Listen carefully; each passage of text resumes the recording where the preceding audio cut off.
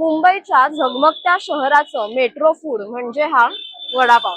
आणि मुंबईचा वडापाव म्हटलं तर पहिल्या 3 नंबरमध्ये येतो तो म्हणजे भाऊचा वडापाव। या इथल्या वडापावची खासियतच आहे की गरमागरम वडा, मोठा पाव आणि नारळाची चटणी आणि कांदा। पण आता हाच वडापाव काही दिवस बंद राहणार आहे, कारण इराण-इस्रायल युद्धाचा परिणाम संपूर्ण महाराष्ट्रावर जाणवायला सुरुवात झाली आहे। मुंबईमधली 30% हॉटेल्स जे आहेत ते बंद पडायला सुरुवात झाली आणि याचं कारण आहे ते म्हणजे गॅस पुरवठ्याचा तुटवडा। आणि याचाच फटका आता बेकरी उद्योगांना देखील बसलाय। मुंबईमध्ये दररोज सुमारे 80 लाख बेकऱ्यांची मागणी असते, पण या गॅस पुरवठ्याच्या समस्येमुळे आता 600हून अधिक उपाहारगृह जी आहेत, 600हून अधिक ज्या बेकऱ्या आहेत त्यांना फटका बसायला सुरुवात झाली आहे, त्यांच्यावर संकट यायला सुरुवात झाली आहे। प्रदूषणामुळे खरं तर लाकूड भट्ट्या संपून बेकरीवाल्यांनी गॅस भट्ट्या वापरायला सुरुवात केलेली, गॅस ओव्हन वापरायला सुरुवात केले होते।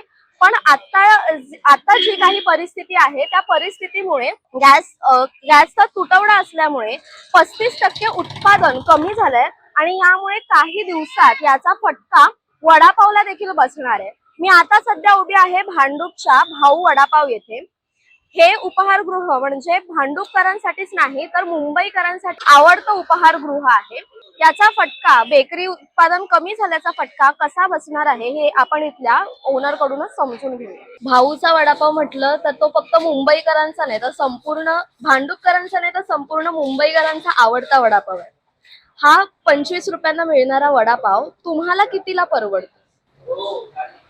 आम्हाला म्हणजे आता आमचं परवडतं म्हणजे आता कसं आमचं क्वांटिटी मध्ये चालतंय म्हणून, आणि कसं आम्ही जरा गोरगरिबांचा विचार करून त्या हिशोबाने तेवढा रेट ठेवलेला आहे। आता आमची क्वालिटी चेक केली तर आमचं 25 रुपये, 25 पेक्षा जास्त आम्हाला विकायला पाहिजे, पण ते नाही करू शकत आम्ही। कारण कसं आमच्या वडिलांपासून वडिलांनी, मोठ्या भावाने जसं हे ठेवलेलं आहे की एक टीम ठेवलेली आहे की गरिबांसाठी म्हणून, त्या हिशोबाने 25 रुपये आम्ही ते हे केलं। आता इराण-इस्रायल युद्धाचा जो परिणाम आहे तो संपूर्ण महाराष्ट्रावर जाणवतोय आणि हॉटेल व्यावसायिकांवर तो जास्त जाणवतोय, कारण गॅसचा तुटवडा आता चालू आहे आणि बेकऱ्या सुद्धा मुंबईतल्या बंद व्हायला सुरुवात झाली आहे। तर या गॅस तुटवड्याचा आणि पावाचा जो सप्लाय आहे तो कमी होण्याचा परिणाम तुमच्या व्यवसायावर कसा होणारच नाही मॅडम। आता आमचा वडापावचा व्यवसाय म्हणजे पाव तर जरुरीच आहे, आणि पावासाठी आता ते लाकडं बंद झाल्यापासून आता गॅस भट्टे सुरू झालेले आहेत। तर गॅस अवेलेबल नसेल तर पाव पण कसे बनणार? पाव नसेल तर आम्ही पण काय करू शकत नाही त्याला। हा, उद्यापासून आता जसा जोपर्यंत आमच्याकडे स्टॉक होता तोपर्यंत आम्ही युज केला, आता स्टॉकच संपला आमचा पण। तर जोपर्यंत अवेलेबल होणार नाही तोपर्यंत आम्ही चालूच नाही करू शकत। पुन्हा जेव्हा हॉटेल सुरू करण्याची वेळ येईल तेव्हा हे दर वाढलेले असतील का? नाही, सध्या तरी नाही, पण आता आम्ही तर करत नाही तसं। आता आमचं कसं एक हे आहे, एक 4 वर्षांनी 5 वर्षांनी त्या हिशोबाने आम्ही रेट वाढवतो। आता सध्यात आता आमचं 1-1.5 वर्ष झालेले रेट वाढलेलं, त्यामुळे आम्ही त्याचा विचार पण नाही करू शकत। सगळ्यांचा विचार करायला लागतो आम्हाला, कस्टमरचा विचार करायला लागतो। आता आमच्याकडे 60% कस्टमर मिडल क्लास पेक्षा खालचं आहे, त्यांना आम्ही रेट वाढवलं, त्यांना कसं परवडतं?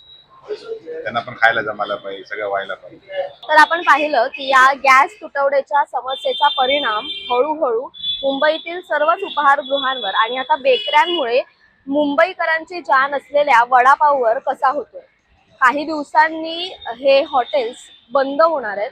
भाऊ उपहारगृह उद्यापासून बंद राहणार आहे काही दिवस। तर हा गॅस पुरवठा पुन्हा सुरळीत चालू राहीपर्यंत आता मुंबईकरांना थोडी कळ काढावी लागणार आहे। कॅमेरा पर्सन संदेशसह मी संचारी आकेरकर, टाइम महाराष्ट्र, मुंबई।